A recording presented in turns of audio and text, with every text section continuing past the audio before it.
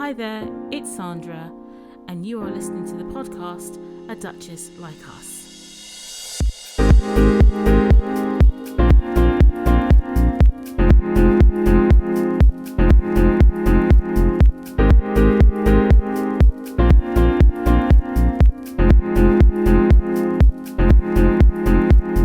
Hello and welcome to episode 17 of A Duchess Like Us, a podcast that reports positively and fairly on Meghan, the Duchess of Sussex.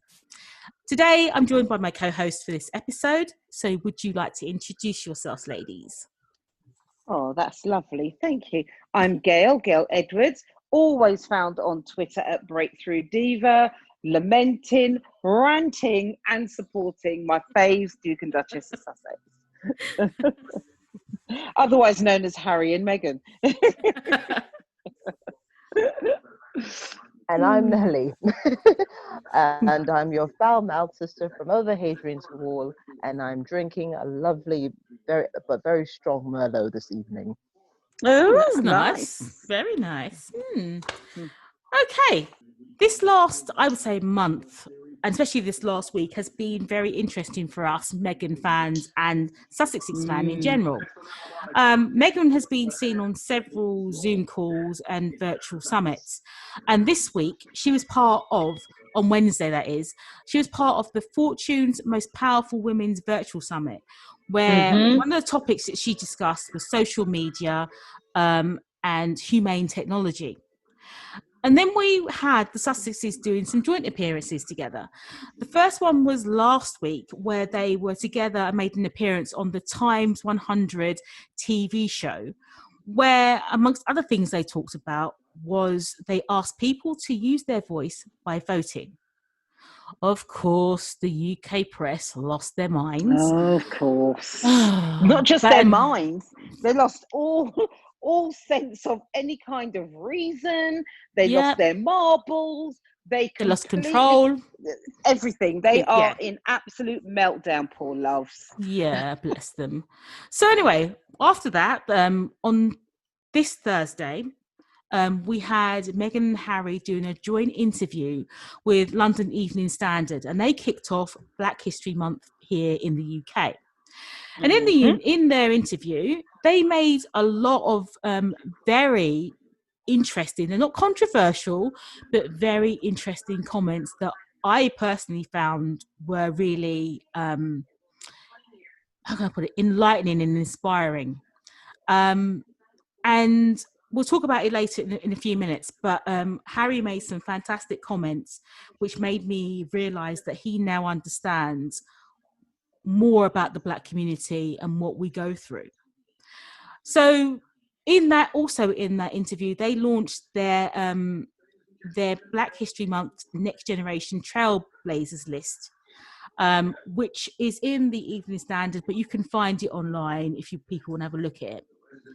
And then finally, in that meeting, they both talked about the end of structural racism, which I don't know what's upsetting about that, but people found it upsetting apparently. We'll talk about why that's upsetting later. Yeah, that was very strange. But anyway, there you go. Very weird. So normally what would happen is with that one, I definitely thought the press were going to go absolutely apeshit. But no, they were quite subdued, apart from one old bat that came out of nowhere who's got a very strange we're not talking about Angela. Well, yeah. No, she's worth she really is. Just ignore her. She's very weird. I mean, I'll save my comment for when we get to her, because that's just a whole other level. It is, isn't it? She's anyway, so she came out of nowhere, and then we had Uncle Gary appeared from nowhere. The Willy Waver. He gave his opinion on the Sussexes, and he actually called them Muppets, among other things. And anyway, we'll talk about him more and his kin later, because I've got plenty to say about that as well. So, and then the final couple of things that happened this week was we had an update on Meghan's case against the Mail on Sunday and the Daily Mail, and a judgment that was given by the judge on that case, to allow the Mail on Sunday and the Mail to add the Finding Freedom book to their defence. That's all I'm going to say. And then we've now got apparently we've got a trial date as well, which I think is January the 21st. So sooner or later, this is going to be put to bed. And one final point we're going to talk about, and it's something to do with what's happened here in the UK. And we're going to discuss the case of Alexandra Wilson, a black barrister who specialises in criminal and family law here in the UK. And we're going to talk about racism in our criminal justice system here in the UK, because she was misidentified as a defendant in a court case, when in fact she was the lead barrister. And I think we're going to talk about that more later. But I can't believe in this day and age that that happened to her. I really, really can't. It's outrageous. I can. You can, but it's still outrageous. Anyway, that's a whole other story. So today in this podcast, we're going to cover those topics in more detail, and you're going to get our very unique opinions on what we think on that. So let's start with the appearances of Meghan and the Sussexes together in their joint Zoom calls and virtual summits and all that sort of stuff. So shall we start with the appearance they made on the Times 100 TV show, where they talked about people using their voice and voting? What do you think of that, ladies? Because my take on it is, I don't understand what the problem was, because apparently the Queen did it. She told people to vote in the Welsh Assembly, vote in. And she hasn't been asked to lose her title or to step down from being the Queen and all the rest of it, has she? So she's royal. Do you know? Why can't she?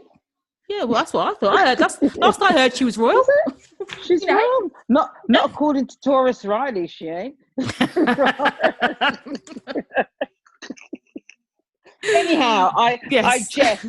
Right, I jest.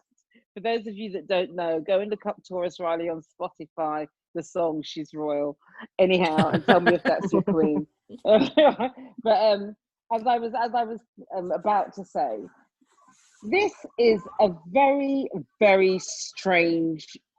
The whole thing is very strange, and I'll tell you why it's strange. Okay, because it's people are behaving like Harry's the next in line to the throne. Yep. Harry is number 6. To be honest, he's number 6 now. Within 10, 15 years, he could be number whatever. By the time those kids grow up and start living their life and doing what they're doing, he is so far removed. The likelihood of Harry getting onto that throne is zilch. You know, the likelihood of even William getting onto that throne is zilch. So, please, so the amount of noise and fury and furore that goes on around these two is, on some levels, it's funny, you know, because it's so ludicrous, and in others, it's like, have I missed something? So these two, they were nominated. They were actually on the Times 100 list 2 years ago, 2018. They were asked to come back this year as influencers and to give their opinion. And all they said, they never mentioned any names. All Harry said was that he has not been able to vote, which is true. Okay. They both encouraged people to vote, but to turn their back on negativity and meanness, and everyone's lost their knickers. You know, all of a sudden, these knickers are flying around all over the damn place. Why? Why? I honestly don't get it. I just think that people talk, and we're going to talk about this later on about Meghan being at the most powerful women summit, but these people have made her and Harry the most powerful people on the planet. They have given, and so for them to now question their voice. Why are they talking about this? Why are they talking about that? How dare they say this? How dare they say that? They can say whatever they like. They haven't said or done anything wrong. And the other thing, I'm gonna disagree with you slightly here, Sandra. The other thing as well is, who cares if the Queen did it? The Queen's the Queen. She can do whatever she likes, even though she doesn't.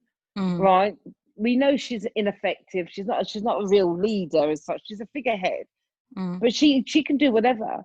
I'm glad that Harry and Meghan are not measuring themselves against her. I'm glad that they're breaking that mold. Sorry, I'm going to interrupt you there. It's not that I agree with you, what you said, that the UK press were holding it up, basically saying, oh, Meghan and Harry have said this and they can't say that, and royals can't do this and royals can't do that. They can do whatever. And my point is, the Queen is the Queen, and she said it, and she's not supposed to, she's not supposed to. And that's my point. You're based there. There's double standards. If the Queen didn't do it and Meghan and Harry said it, I'll be like, maybe. But the Queen's done it. So what's so wrong about Meghan and Harry saying it? That's my only point. Yeah. They can't. Just to labour that point, is there a bigger FU than leaving the country, moving lock, stock and barrel, right? Buying a whole house, right? Getting a whole job. Yep. Is there a bigger FU to the Queen? Well, not so much to the Queen, but to the monarchy. And this is what I think sometimes people forget. The royal family and the family are two different things in terms of, yes, they've turned their back on the work, the job, the business of the royal family. They've decided that's not for them, because they're being held to a standard that nobody else has ever been held to, ever. Exactly. I don't care what anyone tells me about, oh, Kate had it, Diana had it, all that. No, they didn't. They've never. Yeah. Nobody has ever had this. Nobody. Yeah. Okay. So, but at the end of the day, the Queen is still his grandmother, Charles is still his dad, and whoever else he wants to be family with is still family. Good luck to them. They'll work that out however they want. But really and truly, I think it's time to give it up, man. Child, give it up. Yeah. It's gone on too long, isn't it? This whole nonsense has gone on too long. I'm feeling like how William felt when he said he was bored of racism. Oh, Christ. But it's true. But it's so true, because this has gone on too long. It's too long. Like, you are beating a dead horse. It ain't going to get you nowhere. They're not coming back. They're not coming back. They're not coming back. Let me tell you, Harry ain't coming back. Look, 1 year review. That 1 year review. You know how long ago Harry told them that he's not coming back and what to do with their 1 year review? Before he got on that plane to Canada, they knew he wasn't coming back and that there would be no 1 year review. That 1 year review is purely for them to save face. So that at some point they can turn around and say, oh, well, they broke this term. We didn't want them back. They weren't coming back. They were never coming back. Does Meghan look like a woman that's coming? Seriously. Look at the both of them. No, sir. There's that woman. The way how she talked. Like... The way how she talked about her time in the UK as like it was like a gap year or something. It was just like, dismissed. That was just like, oh yeah, that time. Yeah. That's like, oh, remember that night when, and that was it. Yeah, exactly.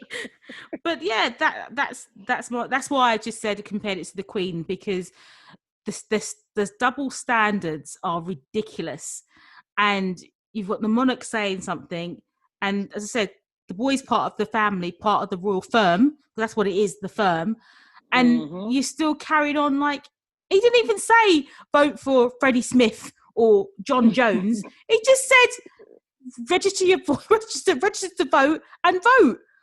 What's wrong with that? I don't understand what's wrong with that. But that's the whole point though, Sandra. There isn't anything wrong with that. There's nothing wrong with that. The only thing wrong with that is that Harry has left them. Harry turned round and said, you lot are not good enough for my wife. You don't treat her right, so therefore you're not good enough for me. Bye. Yeah. Simple as. That's it. That's it. So I just don't yeah, go on. understand how people could, how could you just, you can treat someone badly and expect someone not to, bite back, because that's clearly what's happening with the royal family. They expected Meghan to, take all of the shite, and for Harry to be like, well, Pudding, you have to, buck up because this is it. And Harry obviously was like, you know what? No, this should not, just because it was done, and obviously just because this was done with Kate and my mum, doesn't mean that this should be the same for anyone else. And on top of that, Meghan, this whole thing about her and how Meghan is getting the same treatment, that is utter bullshit, because like we've said it, time and time again, Meghan has, the intersection of has the racism, the xenophobia, and the obviously the liberal bias, because she's supposedly a liberal woman. um she had all those things thrown at her, and yeah, of course the establishment aren't going to take to her, because she's the antithesis of what they want in a royal wife, and not just, obviously not They're not just the going to take to her. establishment, but They're not going to take yeah. to her because she's black. Let's just put it out there. Get it Yeah, I know, over and done with. That's it. I know, Well, I know. we sit there. We dress it up and we give them the benefit of the doubt and all the rest of it. You don't like her because she's black. Simple as. They don't like that woman. Let me tell you, whoever it was would have got a hard time, but nobody would have got the time that she's got. And like you say, I agree with you, because she has that drop of black blood. And then they have the nerve to turn around and say, well, she's not black, she's biracial, she's mixed race. She and is black. I've got nothing against black people. Yes, you have. You have, because in your eyes, whether she's mixed race or not, the fact is she's got black blood, so you treat her like she's black. The difference in the treatment between how they treat her and how they treat me is zero. There is no difference, because in their eyes we are both black. And the sooner people come to terms with that as a nation, all of us, you're like trying to make out, oh, we're us Brits, we don't have racism here, really. So when you had no blacks, no dogs, no Irish on your doors, but it was only just some people that are like that. It's just a few bad apples. I love how people say, oh, it's just a few bad apples. What do the bad apples do? What do they? Exactly, they spoil the lot.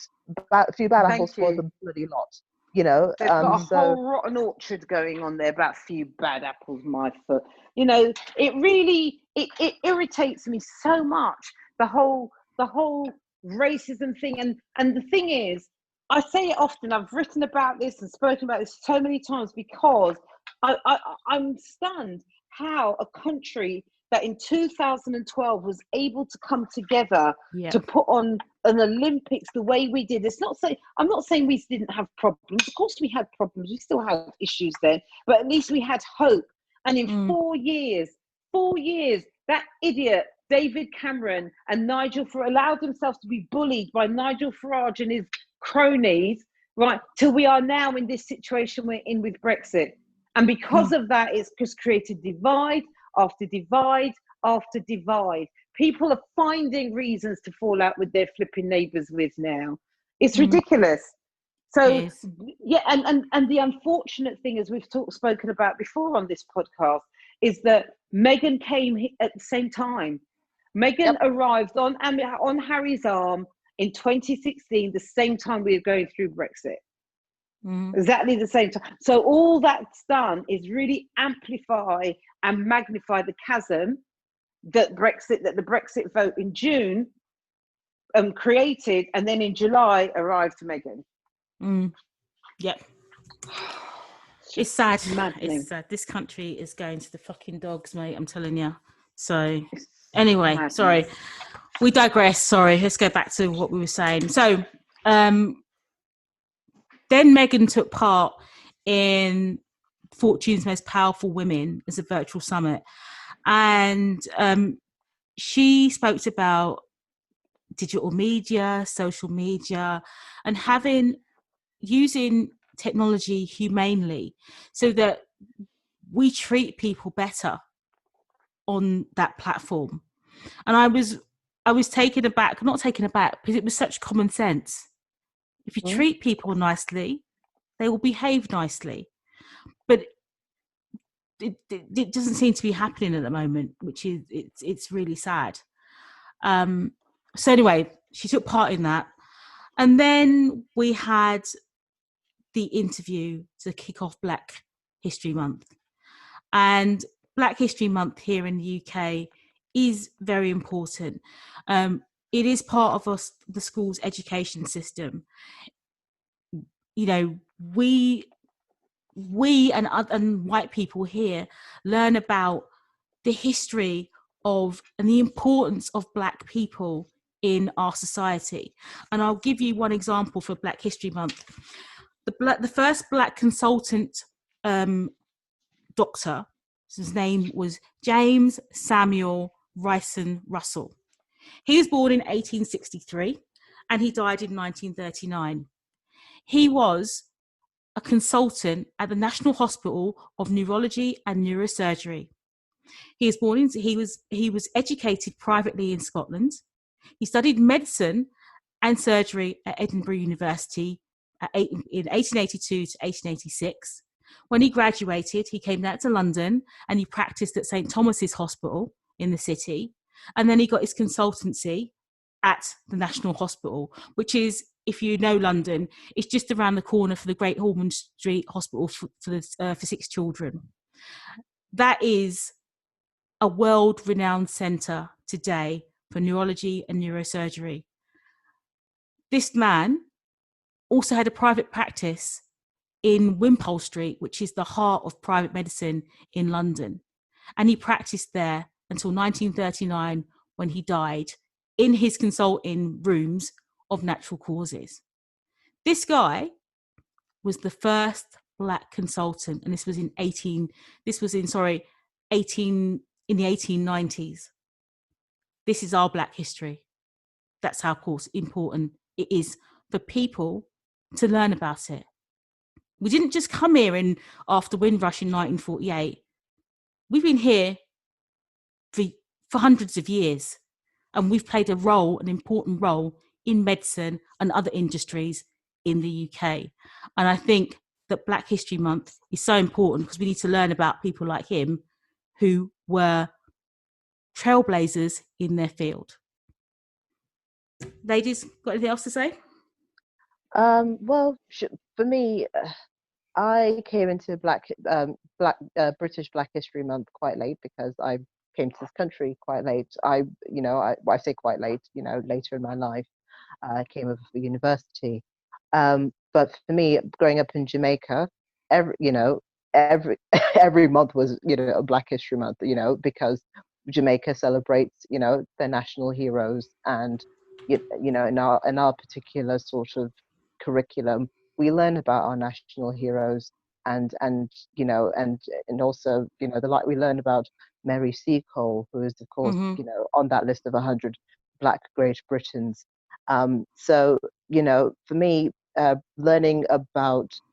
still learning about Black Britons who have blazed a trail, who have blazed a trail here, and it's fantastic that we're learning about it. However, I would love for Black history to not be confined to just one month. It should be all year round, Absolutely. And also it's important. It's not just important for us as Black people, but it's important for the whole country to know that that we have these incredible figures that have contributed so much to society, not just to the arts, in which obviously we're overrepresented, truth be told, and where we're and sport.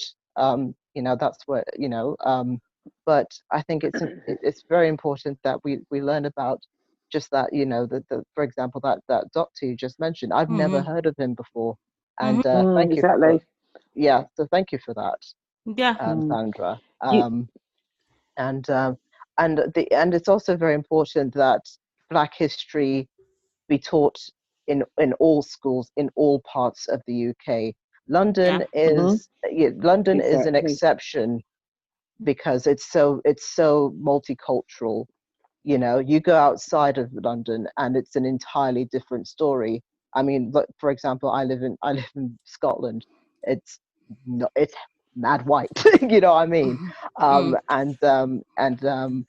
You know, it's not it's not the most diverse place, but Scotland have the Scottish have you know, they do their best, from what I understand, to like celebrate, you know, black figures, you know, that black British figures, especially if they're, you know, if there's a Scottish link, and obviously, and you know, it's just important. But I'm curious to know how it is in, you know, in other public schools in, in, you know, Bexley on Hill or whatever that place is, you know, and the shires, the home counties and places Bexley like on that. Hill.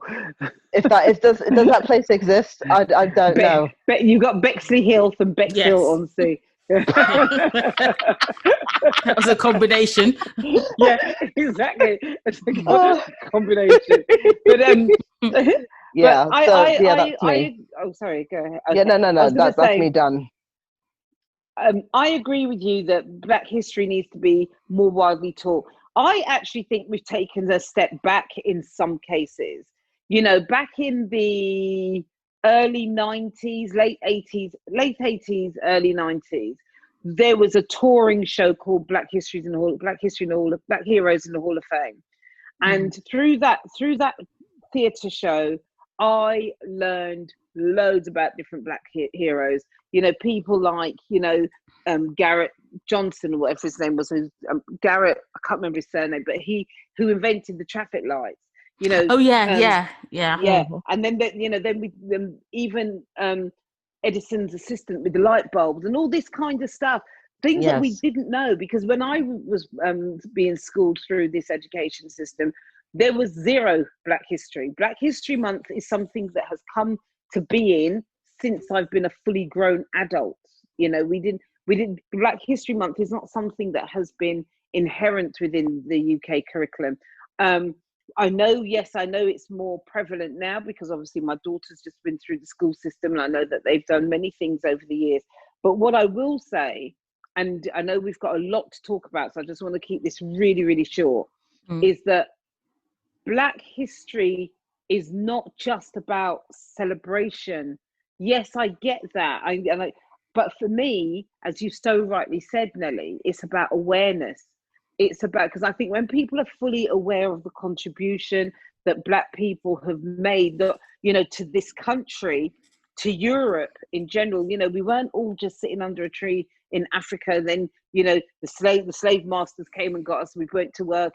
That, you know, there's always been more to us than that. And I think being aware of all of the dimensions of Black people, you know, is something that needs to be more prevalent. It just needs to be more common. We need to know about people like the doctor you just mentioned, the consultant you just mentioned. We need to know James Russell, right? That's a name that we should all know. Why don't we know that name? Exactly. You know, and there's so many other people. Yes, we know about the Rosa Parks and the Mary Seacoles and the Harriet Tubmans, and yeah, we know those names because in America, their agenda has been different. Their curriculum is different. They literally talk about it all the time, and we need to do the same so that our names also can be added to those lists. Yeah, and for example, like the Bristol bus boycott. What's the name of the man that led that? He's still alive, and yeah, he's still alive, apparently. Yeah. I would his like name, to, though. you know, he was in the Guardian this week, actually. I've forgotten his name. I can see his face. He was. Yeah. Was it Nicholas? Was it Nicholas? I can't remember to be honest. But I can see his, you know, when you can see his face, but I can't remember his name. Same here. Yeah. And I could see his, I've got and he's 93 or something like that, isn't he? Yeah. I've got my phone. I have. But yeah, I mean the Bristol bus boycotts, for example, that's something that, you know, that was our own version of segregation, because they didn't want to have black bus conductors. That's right. You know, so you know, it was Paul. Paul So Nicholas? it's Paul Stevenson. Paul That's Stevenson, there you right? go. You know, they should Yeah, have a statue of him instead of that bloody slaver, the Edward yeah. Colson in Bristol. But yeah, I would like, you know, that was a fight for, you know, our rights, you know, and you know, I don't think many people knew about that, and many kids are aware of that. Mm. So you know, civil rights just didn't happen in America. It happened here as well, and I would love for, you know, that's something that needs to be taught. You Absolutely. know, so, yeah. So yeah.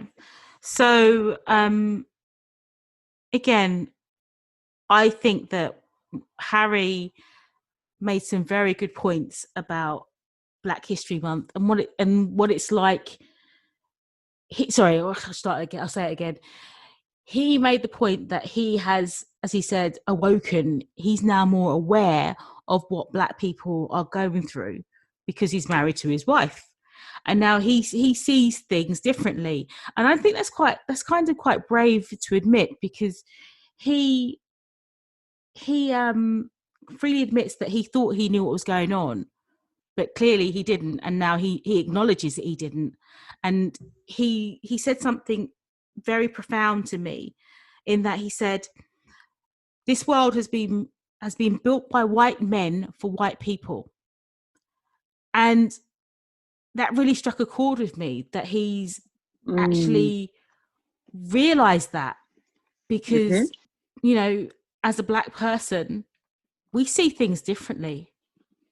You know, we view the world differently, and we don't start on a level playing field. Mm-hmm. You No, know, we don't. Absolutely. you know, Absolutely not. and I don't know, I've said this before, but my dad said to me, you will have to work twice as hard to be seen half as good. Yep. And I never got that. You know, when you're a kid, you never get that. And you think, oh, what stupid old man, what's he talking about?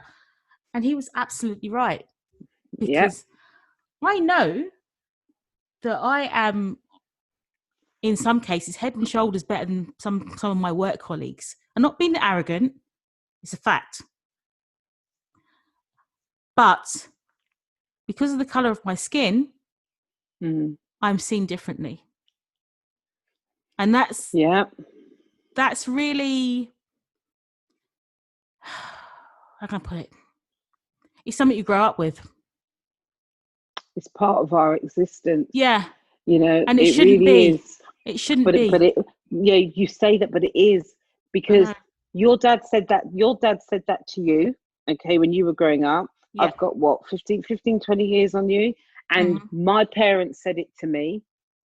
Okay, I have said it to my daughter, who is just yeah, exactly, and she's only just 18.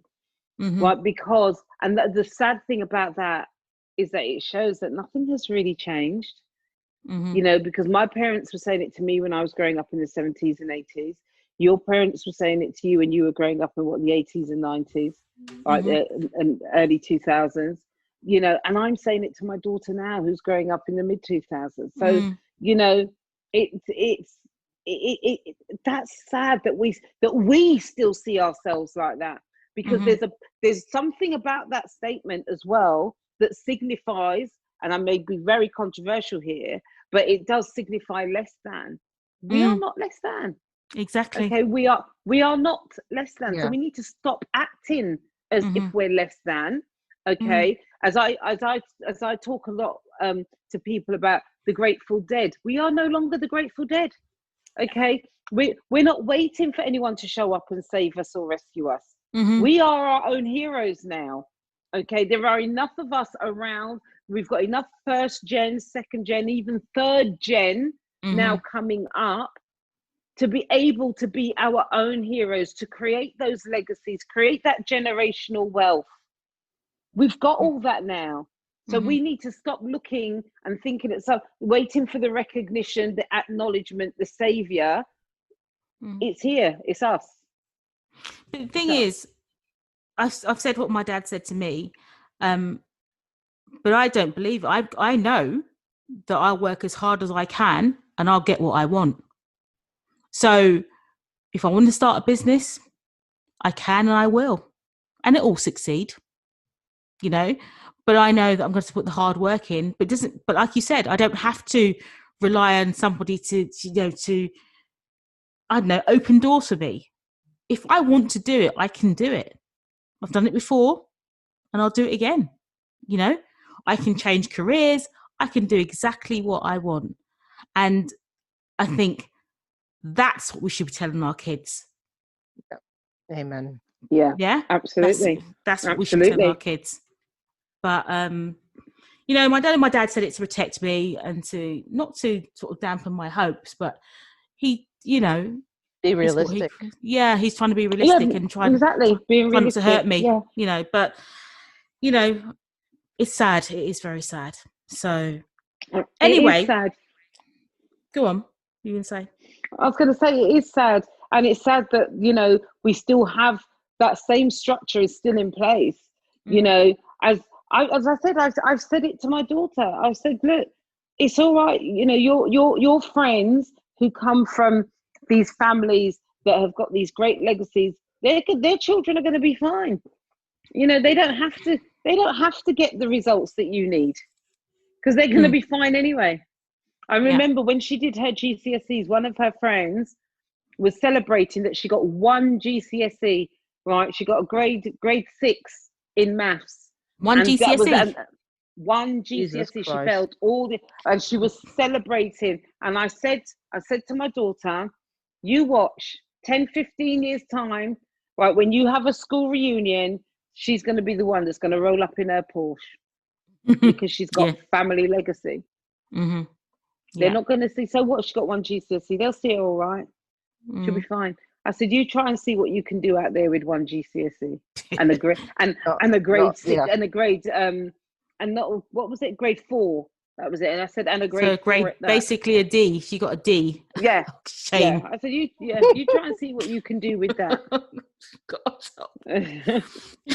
Sorry, I'm laughing because it's ridiculous. No, it's true, because it's ridiculous. But unfortunately, we know loads of people like that between us. Yeah. We know loads of people who have not made the grade, you know, who can barely string a sentence together, but they're the ones in charge because they got the legacy. Mm-hmm. So and the contacts. We need to create our own. That's right. Absolutely. And that I'm a big believer in the power of connection. Well, I'm forever connecting people. I'm forever connecting people. I've been networking before I even knew that's what it was called. I didn't even know there was such a thing many years ago, you know, and I can tell you now, we need to be better at that and be okay with that and forget the crabs in a barrel mentality. Yeah, exactly. You know, but it's something has been taught to us in a way to keep us divided. But that's a whole other story. Oh, yeah. That's a whole other podcast. That's an offline. Exactly, a whole other one. Chat. That's a series. Yeah, that's a series. Oh, definitely. Yeah, we could. Yeah, I have a suggestion for the deeper chats. But yes, anyway. not now, not today. Anyway, so with that, I'm going to move on to this fucking jackass, Uncle Gary. You mean lovely, sweet Uncle Gary? Uncle Gary. Please don't get me started on Uncle Gary, because Uncle Gary thinks he's royal. Uncle Gary. But Uncle Gary is royal. He's been given the royal seal of approval. Apparently so. So, because Uncle Gary has laid out an edict because Prince Harry, notice how I said Prince Harry, said what he said in the interview with the Evening Standard. This wife-beating old drunk, and I'm not lying, and I can't be sued. Exactly that. Because hold on. No. Let's give him his full credit. Come on, why are you doing the man so? Wife-beating drunk. What about the drug dealing? What about the sex parties and the orgies? Come on. Well, that's allegedly, because he hasn't actually been convicted of that. No. Has he been convicted of those? He wasn't convicted, but it's not alleged. You know, you can be dealing drugs and still not be convicted. Remember, there was the full expose in the News of the World. And the video, footage, people, exactly, people the footage, right? The footage is there for all to see. I stand corrected. I stand corrected. Thank you for correcting me on that. Right. Well, I was going to say. Also, and lastly, Willy Waver. Remember, this was the man that stood in central London waving his bits around whilst he was peeing. Yeah. So this is the man who has the audacity. I'm being very polite because I could really let rip, but I'm being polite. No, leave that to me. Okay, I'll leave it to you. This is the man who has the cheek to call Harry and Meghan Muppets, and they should, shut the fuck up and go and raise their child, from a wife-beating, drunkard man. And he has got the nerve to make judgments about a man who is not wife-beating, as far as I know, who isn't a drunkard the way he is, who basically has taken his family to America to have to live their life. Who is this one to talk? What's that say? People in glass houses shouldn't throw stones. There you go. I was going to say, there you go. Do you get me? But this creature crawled out of I don't know where is making comments about them. I'm sorry. I'm going to leave the floor open to you, ladies, now, because I will cuss. Right. And I know, Nelly, I know that you're going to take this one to church, right? So before you take it to church, I just want to add one thing. Just remember, this man is not new. He's Carol's brother and has been around. We've known who he is from the moment those guys got engaged. From the moment, Walmart and Kmart got engaged, we knew who this man was, right? So he's not new. The fact that he has suddenly found his voice is a good indication, a very strong indication that he has been sanctioned. He's been let loose. He's been set free. Go, Gary. Go, Gary. You can talk. Say what you got to say. Because Kensington Palace said no comment. They could have said, well, actually, Gary doesn't speak for us as a family.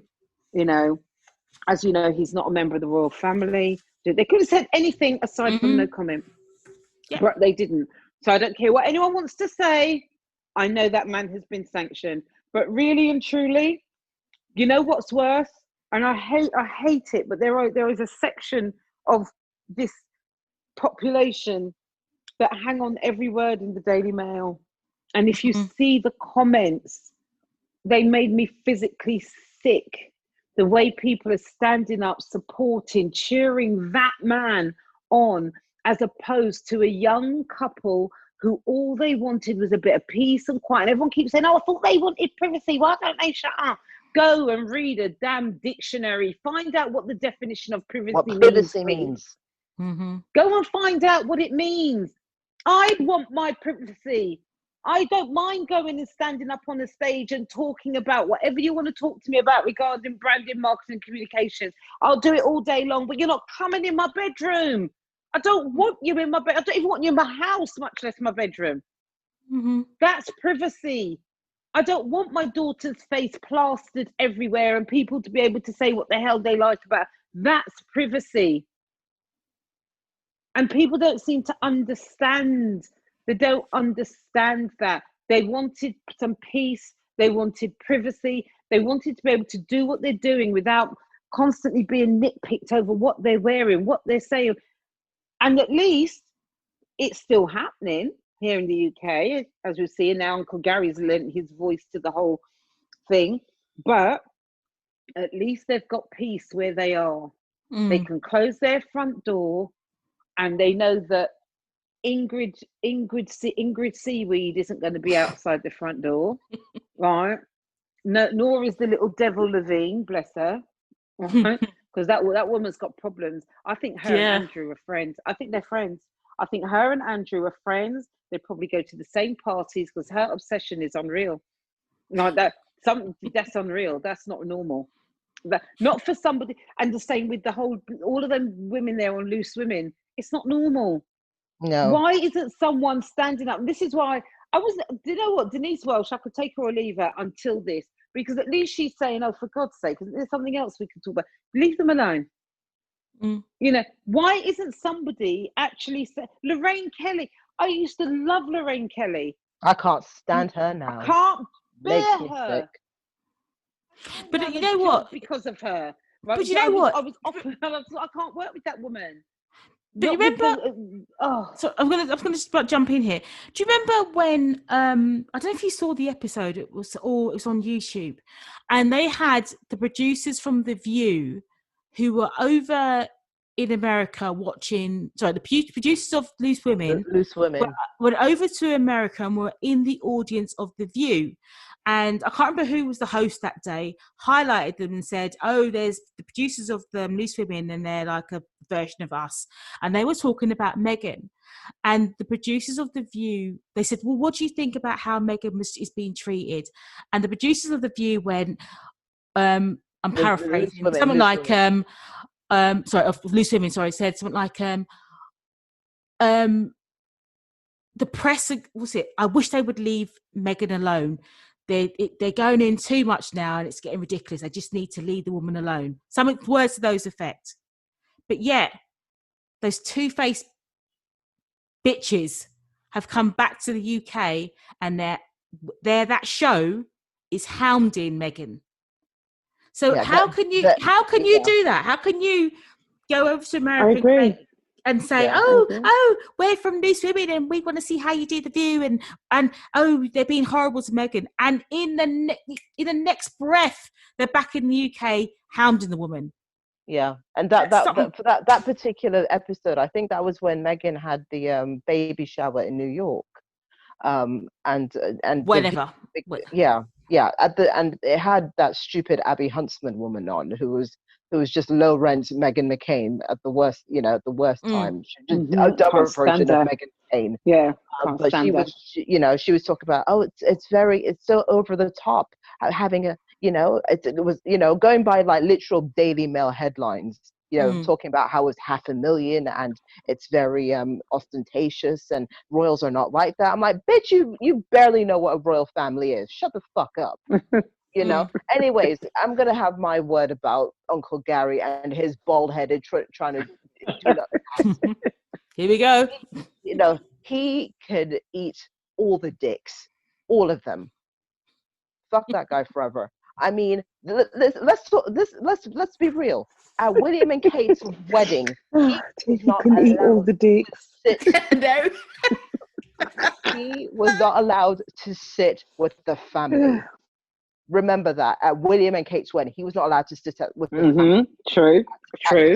At Pippa's wedding, which he attended with one of his kids, he only went. He only was allowed to go to the ceremony. He was not allowed to go to any of the receptions.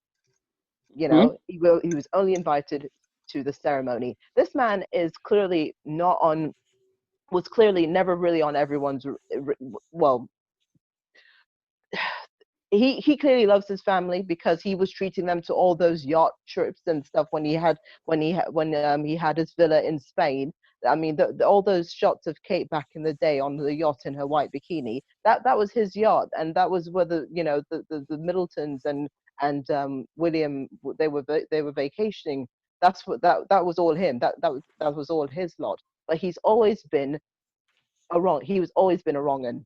And the press have always known about that, and he was the black sheep of the family, but and he's always been seen as that. But for him, but you know what? It doesn't surprise me that he's come out and said this shit.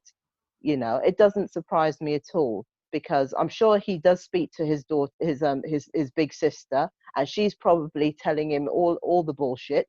And because it's a wide known fact that she is an asshole. She is a snob. I mean, and look, all you have to just do is to just look at her brother. He's a fuckwit, a rich fuckwit, and I'm surprised he still has a nose with the amount of coke he does. I'm surprised that he found the energy to write a Facebook, to write. I was going to say, post. I thought he'd be somewhere in a ditch with with a face full of coke somewhere. Allegedly. I'm surprised that he's alive, quite frankly, because we've not heard from him in years. Well, I was going to say, no one's heard from him in Pippa's wedding. years. Since Apart Pippa's from wedding, Pippa's- isn't it? Yeah, since Pippa's wedding. Since He Pippa's is. wedding. Yeah, but he's Because been. her son's about 3 now, isn't he? And she got married. She was married before she had her son. It must be about a good 5. Who's seen or heard of this man? No. Her son was Pippa's son. He's It's about 2 or 3. He's about the same age as Archie. He's No, he's older than He's older than Archie. Archie. Not Archie. Thingy. What's their youngest? Louis. I think they were born the same year. They're Thingy. Thingy. Oh, Thingy. Well, no one knows. Anyhow, Thingy. Bless. Yeah. But anyways, no. But this guy can, But it's very clear. It's very clear that he has been sanctioned, and KP. Yeah, you're showing your ass. You're showing But your the ass. thing is, are you really surprised? No, I'm not surprised. Are you really I'm not surprised? I was going to say, that. no one's surprised. No one's surprised. And the thing is, and I tell you why they're all showing their ass like this, and why while they're all in a damn tizzy, because Harry and Meghan don't care. That's you. Let me tell you, you can hate someone with a passion, or you can love them with a fire. Okay, but the one thing you can't do, it's guaranteed to send someone off the edge, is to be indifferent. Yeah, when you're indifferent, that's true. Yeah, it's true actually. Sends them over the edge. Harry and Meghan couldn't care less, and this is why I love their policy of not talking about anything unless it comes out in the court case, right? Because they couldn't care. They're just carrying on. You'd think with all this noise, people expect them to just sit down in that mansion, all right, and just lick their wounds. Hell no, they just come out strong. Today, I've seen more of Harry and Meghan in the past month than I saw in the past 2 years. Right? They're not stopping. They got things to do, and they're getting on with their work. If you don't like it, tough, right? They're not stopping. Harry was out today in his video with the marathon runners. Yep. They don't care, and that's what I love about them. They don't care. They just say, "Okay, fine." As Nelly would say, "You lot can eat a bag of dicks." I love that. For the love of Meghan Markle, there you go. My Twitter followers, you know what I'm talking about. Oh dear, that was good. Okay. Yeah. Let's move on. We have better things. Yeah, I think we had enough of that. Very stupid arsehole. Anyway, right. So our next point is an update on Meghan's court case against the Mail on Sunday and the Daily Mail. So. Yeah, this week it was a very strange one because the press seemed to think they've won some sort of victory because the judge on the case has allowed the Finding Freedom book to be added to the Mail on Sunday and Daily Mail's defence, right? And I was like, well, why would you do that? That seems a bit stupid, But is it? Well, no. Actually, it's actually a good thing, isn't it? Because fantastic. Because it's opened a door for Meghan's lawyers, because they will now know, will find out who the sources are, won't they? Absolutely, and that's the great thing, because you can't do one for one side and not for the other. What goes on one side goes on the other side. That's just the way the law works, right? That's the way it works. So let's by all means expose the sources in Finding Freedom and whatever, because it's just going to work the other way. Now, what I did find quite interesting though about the whole court case thing was that Meghan's lawyers came out really strongly against Finding Freedom. And I've never believed that they cooperated fully anyway. They, maybe, they've got some good connections. Omid's got some very good connections, there's no doubt. They may have a spy in the camp, but you know, I've never really believed that they had contributed, and I think that response from the lawyers, what was it they said? Basically, was it an anodyne and an anodyne, you know, and basically they basically accused Omid and Carolyn of creative license. Yeah, basically, creative license. And I thought, look, these guys aren't stupid. They're saying that because they know what's in the bag. The Mail on Sunday only wants more headlines. They know they've lost, but what they're looking for is more material to print. More material. That's all this is about. They know the actual case they've lost, but they want to make it such a toxic environment around Harry and Meghan that even when they win, people will still be vexed that they won. They will call them money grabbing. They will call them greedy. They will call her controlling. They will say that, you know, she attacked Britain and the royal family. You know, that's all that's about, just creating those narratives around her. I love the fact that she's got that Georgia O'Keeffe quote about, you know, flattery and criticism go down the same drain, right? And I love that because she knows who she is. Let me tell you, if ever there was a woman that knows who she is and that is so strong, but look, she's human at the end of the day, but it's the support and the love of the people around her, including her mum and Harry, and I'm sure she's got her very good friends in there as well, that keeps her strong and centered. Because what she's going through, many a royal would have said, you know what, let's settle out of court. Just pay me my money out of court and we'll call it a day. And I'll also give you an exclusive. But she's like, oh no, because it's not about me. It's about all those other people that you are targeting. And that's what I love about Meghan. So yeah, I'm glad that they've allowed Finding Freedom. Yeah, okay.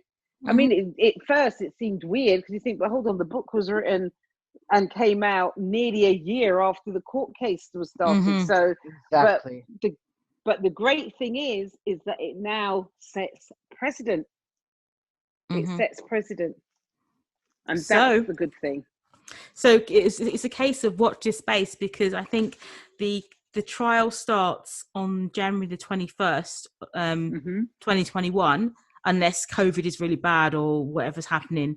But yeah, it's about to kick off. It's about to kick off. It's going to kick off big time. I want them to call, what's her name? The Queen's dresser, in inverted commas. Oh, yeah. I want her on the stand. Let me tell you, I'm glued. They need to have court TV because I am glued to that. I am glued to that. I want to know, when they ask her the question, what is the nature of your relationship with the Queen? Tell them you're her dresser. Go on, tell them. Tell them. Perjure yourself. Oh, I'm so looking forward to that. It's going to be hilarious.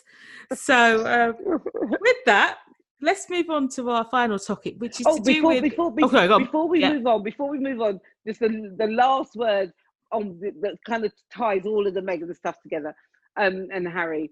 One thing we know for certain, 1 year review or not, right? What Uncle Gary has done and this whole court case saga is about to reveal. I bet you Harry and William never speak again. Oh, yeah. They will never speak again. That Robert Lacey book that's come out, where they're talking about the brothers' feud, never speak again. That Probably. Anytime you see them in public together, that's show only. They'll never speak again. I don't think you'll see them in public ever again, to be fair. No, I don't think so either. I doubt it. No, I think you will see them on the big occasions. You'll see them if but not COVID not allowing. Together. You'll see them on the balcony, but you'll see them separate or whatever it is. They'll be at events together, but they'll never speak. But they'll never speak. Yeah, it's over. It's done. Too much. It's too much. Done. It's done now. Done and dusted. And you know, and William's way too inept, jealous, insecure, trapped. You know, he made his bed, right, power hungry, but he's trapped. He's just raging with jealousy. But also, now that the Sussexes have got they're now financially free, he's got nothing over them. Not a thing over them. So it's done. This is done. They're on, you know, they don't need them anymore. So it's perfect. They never needed them, but even more so now, because they are free. They're financially free. They're financially free. And look at that. 6 months. Didn't even take them 6 months from leaving the royal family. Yeah. Was it 4 months? They left for April the 1st. They were gone, and they had the deal in August, October didn't now. They? Yeah. So they had the house in August or in July. And they had the deal in August, didn't they? Yeah. August? Yeah. Done. Yeah. So nice one. So anyway, let's move on to the final point, which links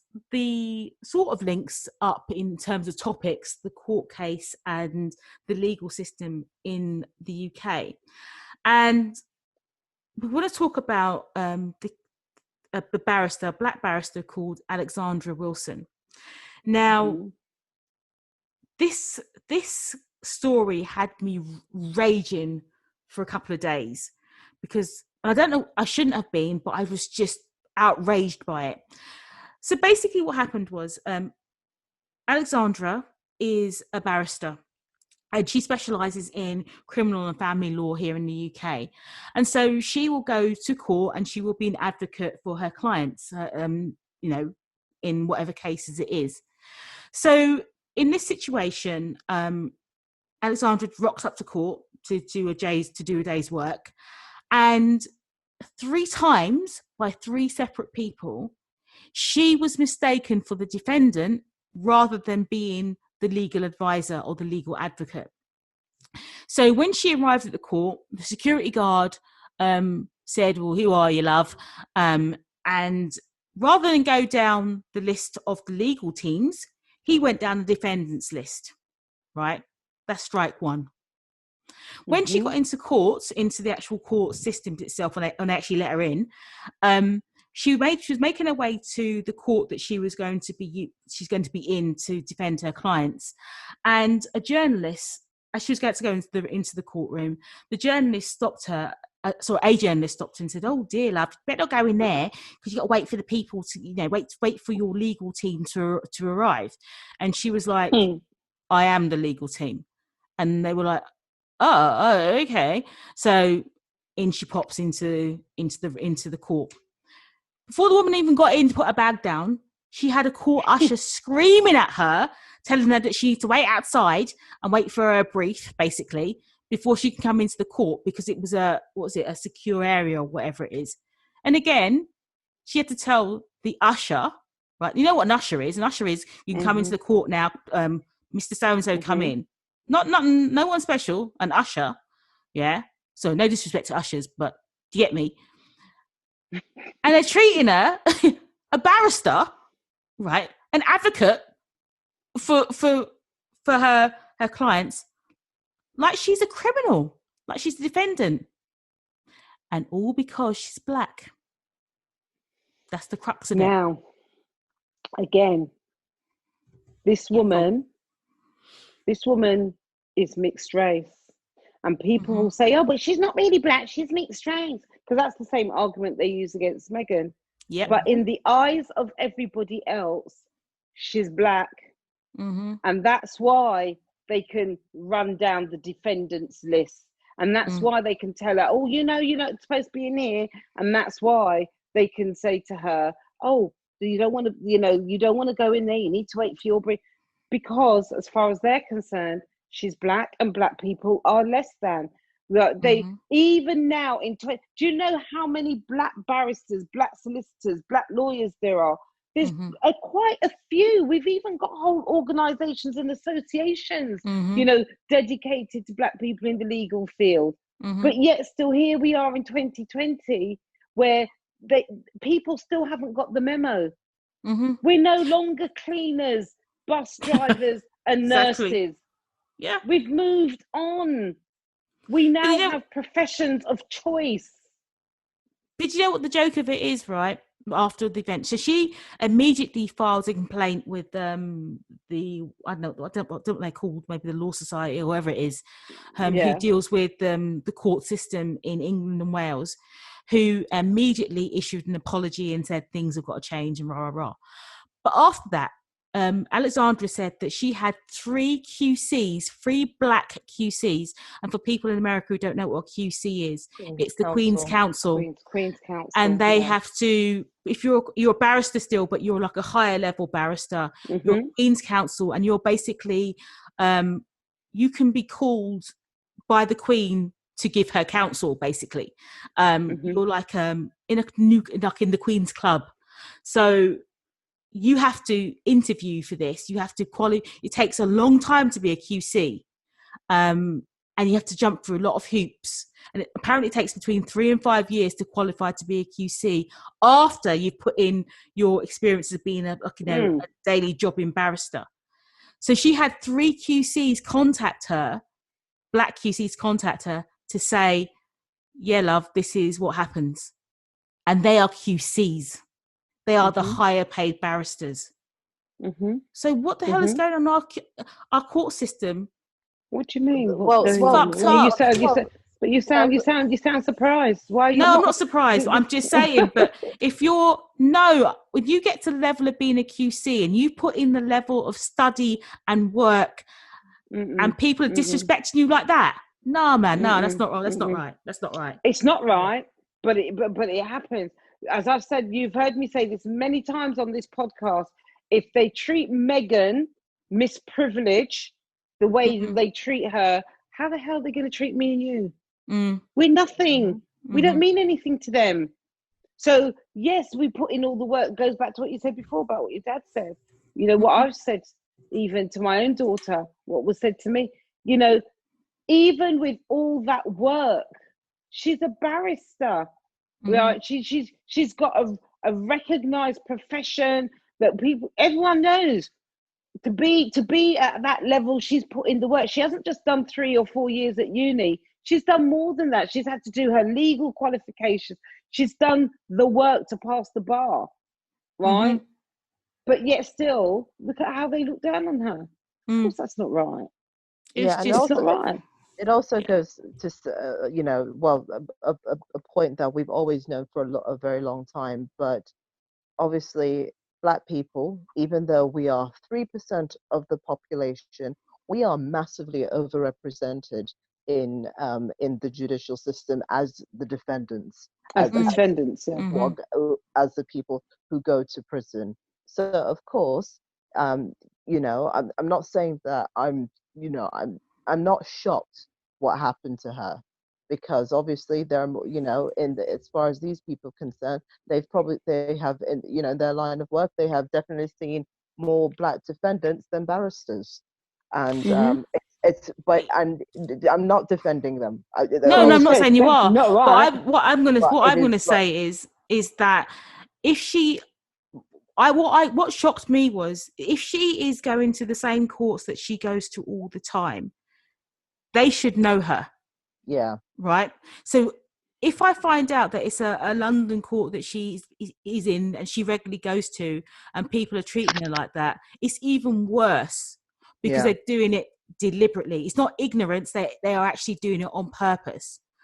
Now, I'm not defending provincial courts or whatever it is, but if she's going to a court out of London, it's the first time she's gone there, I'm not even going to defend that either. It's still wrong.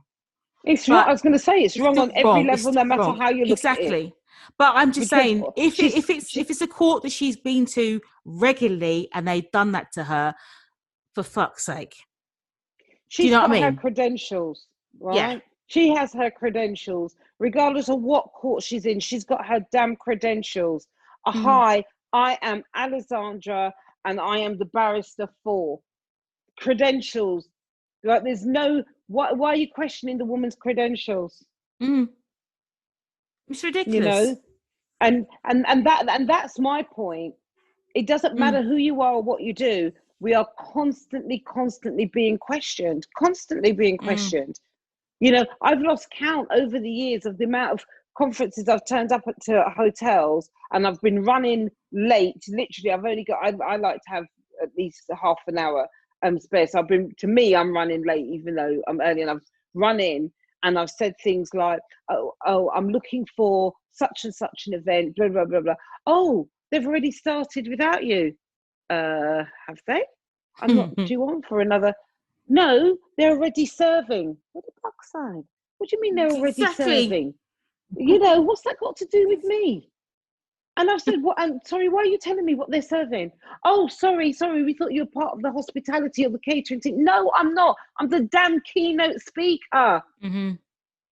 Mm-hmm. You know, so it's like, and this is what I love about Sussex Squad in particular. Yeah, the press would have you believe that we're bots, and the latest one I heard today was that we're paid. Meghan, that we're being paid. Meghan's paying us. So can I just say, Meghan, if you're listening, you owe me some money, girl, right? Yeah. Because I've been in this game from Better day have my money. dot, right? Yeah, I want my money, bitch. Better have my money, right? Because I'm telling you now. But you know, but what I love about the squad is that there are some real qualified, professional, you know, people. You know, this is not a fandom. This is a group and a collective of people who are hardworking, professional, you know, that just have a heart for service.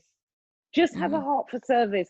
And every day we're fighting, you know, okay, we're doing the supporting Meghan thing, but really what we're really doing, we're fighting against that growing narrative of racism and xenophobia and misogyny. Oh, don't even talk to me. Don't even get me started on that one. You know, because there's a groundswell, the right wing has created this groundswell where everybody is against somebody that's different. Everyone's against someone that's different. Because, you know, taking it right back to its simplicity, you've got two people who are saying, be nice, be kind, use your vote, you know, let's support this. Let's make sure that we understand more about diversity and inclusion so that, you know, people like Alexandra can go and do their jobs in the peace and harmony, and look at what's created in the media. Look at what's created. Yeah. They want us fighting. They want us in the streets fighting. Yeah. Divide and conquer. Yeah, exactly. You know, so basically one of the results of what Alexandra said and the complaint she put in was that it says that they should now have more diversity training in our court system, because our court system is basically white, male, upper to middle class, you know, and it needs to change. It really needs to change. So there we go. Can I also give a shout out to her? She's with regards to she's an author. She's got a book out. It's called a fabulous book. Yes, it's called In Black and White: A Young Barrister's Story of Race and Class in a Broken Justice System. Yeah. And you know, and like you said, she's you know, in her mid-20s. She's mixed race. She's not posh. She's from Essex. She's from Essex, that's right. Yeah. And she's also the founder of Black Women in Law. So good for her. You know, good on her. Yeah. So no, man, shout out to her. Yeah. So absolutely. Anyway, absolutely. So let's hope there are some changes made, because it was like in papers in the UK, I think in every major paper, it was like front page. It was like, you know, a big thing, because it was actually, I'm still upset about it for her, because it's ridiculous in this day and age that this is happening. Yeah. So, okay. Anyway, with that, I think we will end today's podcast. Can I just say, though, I will be taking bag of dicks. You can eat all the dicks. That's brilliant. That's the best one I've ever heard. Oh, my Lord. Okay, so that's it for this episode. Thank you so much for listening, and thank you to my wonderful co-host for joining me. I hope you've enjoyed it as much as I have. Don't forget to send in your questions and or topics that you'd like to have discussed on future episodes. If you'd like to be a guest panelist on the podcast, please reach out to me at hello@aduchesslikeus.com on email, or DM me at @duchessus on Twitter. If you like what you've heard today, please hit the like button and subscribe to the podcast. And please share this podcast or this episode with anyone else who you think will be interested in listening to it. If you have time, I'd be grateful if you could leave me a 5-star review on Apple Podcasts, as it helps more people see and listen to the podcast. I really hope that you've enjoyed this episode and that you'll come back for more. So I'll see you next time. Bye. Bye. Happy Black History Month. Bye.